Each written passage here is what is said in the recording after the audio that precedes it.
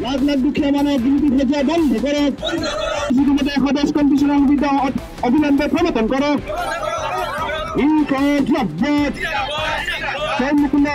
চিকিৎসালয় কমিটি জিন্দাবাদ। এই হাজাৰ পৰিস্থিতিৰ মধ্যে 110 কমিশনাৰ সুবিধা অবিলম্বে প্ৰৱৰ্তন কৰক।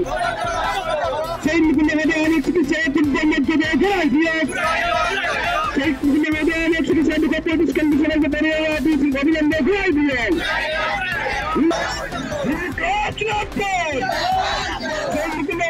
চিকিৎসালয় কমিটি জিন্দাবাদ। লাখ লাখ দুঃখী আমাদের একমাত্র বড় হাজারি সেই মুকুন্দ এখন ভঙ্গ করা না চলবে।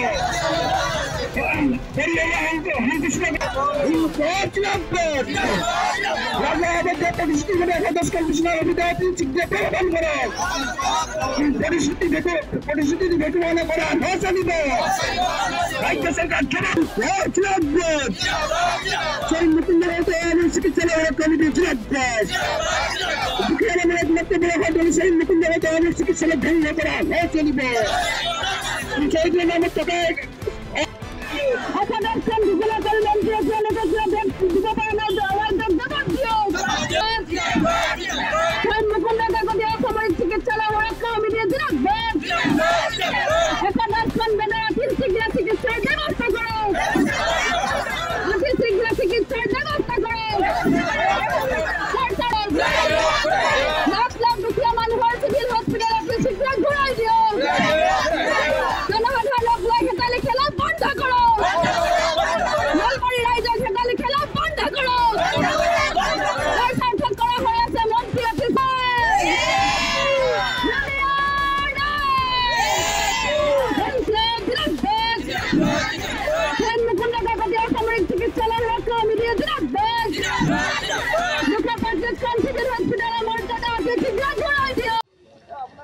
আমাৰ চৰকাৰৰ বিৰুদ্ধে ক'ব লগা একো নাই, সপক্ষে ক'ব লগা একো নাই।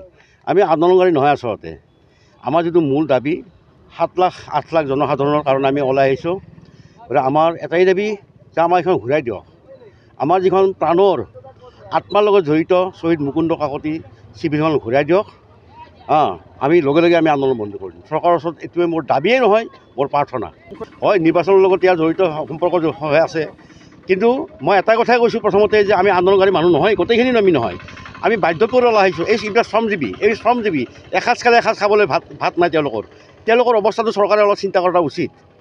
কাৰণ দক্ষিণ গাঁৱত সেইখন হৈছে আমাৰ ক'ব লগা একো নাই।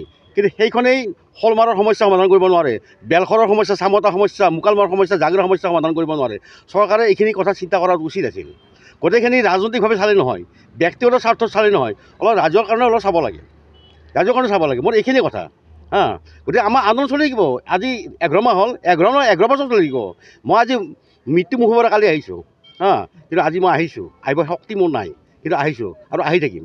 এই যিখন চিকিৎসালয় আছে শ্বহীদ মুকুন্দ কাকতি চিকিৎসালয় বুলি যিখন নাম দিছে, তাত কেইখন বেড আছে, কি আছে আপোনালোকে চাওক গৈ।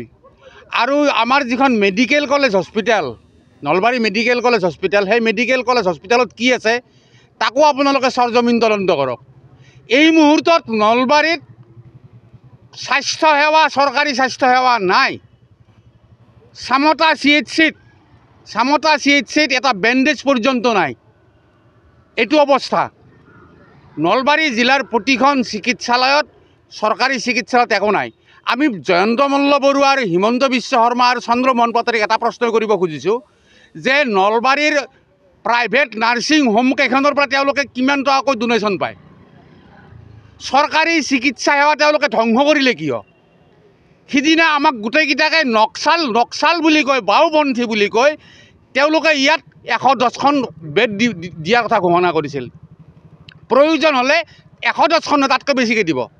আজি 110খনৰ এখন বেডো নাই, আনকি OPDও নাই। এইটো অৱস্থা। আজি প্ৰায় 80 দিন পাৰ হ'ল, 80 দিন পাৰ হৈ গ'ল তেওঁলোকে ঘোষণা কৰা, প্ৰায় 3 মাহ হ'ব হ'ল।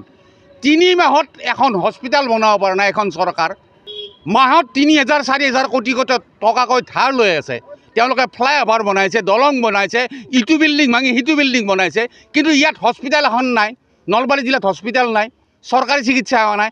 অথচ নলবাৰী চহৰত থকা প্ৰাইভেট নাৰ্ছিং হোম কেইখনত এতিয়া বিৰতি বাট নোপোৱা অৱস্থা। আমাৰ সুৰক্ষা সমিতিয়ে 235খন বিচনাযুক্ত চিকিৎসালয়খনৰ পূৰ্বৰ মৰ্যাদা আৰু প্ৰশিক্ষণৰ বাবে আন্দোলন কৰি আছে আৰু এই চৰকাৰখনে বিশেষকৈ স্থানীয় মন্ত্ৰী তথা বিধায়ক জয়ন্ত মল্ল বৰুৱাই উপাদং মাৰি 110খন ৰাইজৰ দাবী নত কৰিছিল। কিন্তু তেওঁ নলবাৰী ৰাইজক অভুৱা ভৰালে যে আজিৰ দিনত 110খন বাট কাগজে কলমে এখনো বিচনা নাই।